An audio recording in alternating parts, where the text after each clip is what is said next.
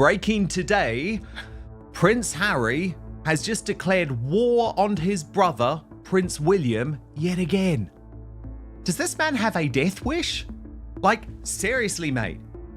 William is going to strip your titles, strip your children's titles, and make sure that your beloved, Ms. Meghan Markle, is unable to cash in on her Duchess of Sussex title. It's giving man character envy.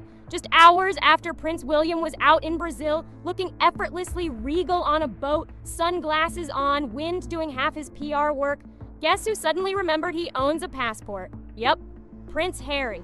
Because nothing screams originality like launching your deeply meaningful South Canada trip the exact same week your brother's making global headlines. While William was climbing mountains and promoting Earthshot, his signature purpose-driven project. Harry was out on the water too, staring dramatically into the distance like he just realized the Wi-Fi doesn't reach this far. And as usual, royal fans noticed before his PR team could spin it. Predictable, they called it. Honestly, at this point, Harry's schedule feels less like coincidence and more like a royal remix. Yet, the moment people started calling it out, Harry's spokesperson sprinted in with the usual royal PR gymnastics. No rivalry here, they claimed. Apparently, the trip dates were locked in months ago, all in honor of Remembrance Tide. How noble. And of course, they reminded everyone that Harry can't announce things early because he doesn't get the same level of protection as working royals. Translation, we didn't mean to hijack William's big week, it just happened. Right.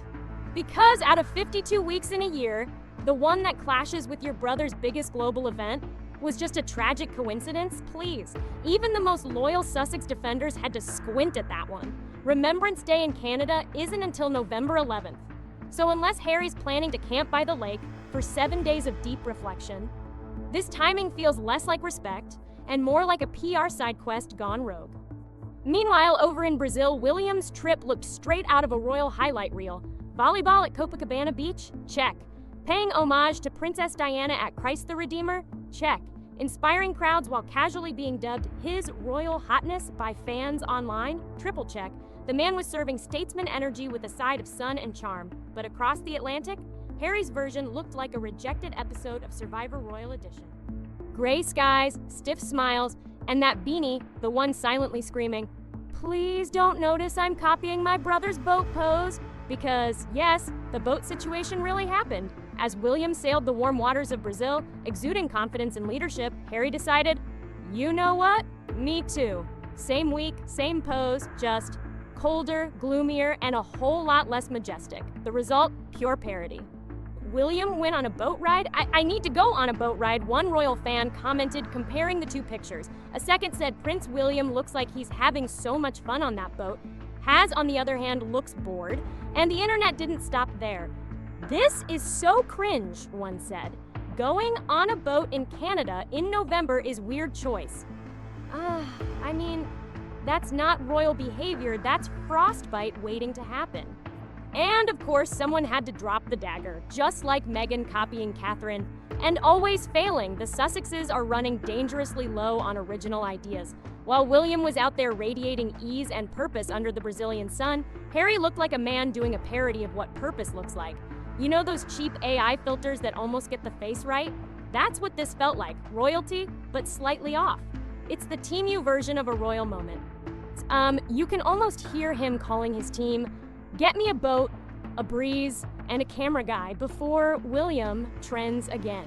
So the result wasn't power, it was panic disguised as purpose. And everyone saw it. William's out there embodying calm authority, shaking hands, making headlines, inspiring change. Harry's across the ocean, cosplaying leadership with a borrowed uniform and the energy of a man trying to convince himself this wasn't about his brother. His team keeps insisting the dates were fixed months ago, that it's all about remembrance, not rivalry, sure. And I only go to the gym for the vibe. To the public, it just looked like another last-minute PR counterpunch that landed flat. The observers didn't miss the contrast. William looked comfortable, respected, surrounded by people who actually wanted to be there. Harry looked like the awkward guy at the reunion who quit the job years ago but still wants everyone to know he mused to work here.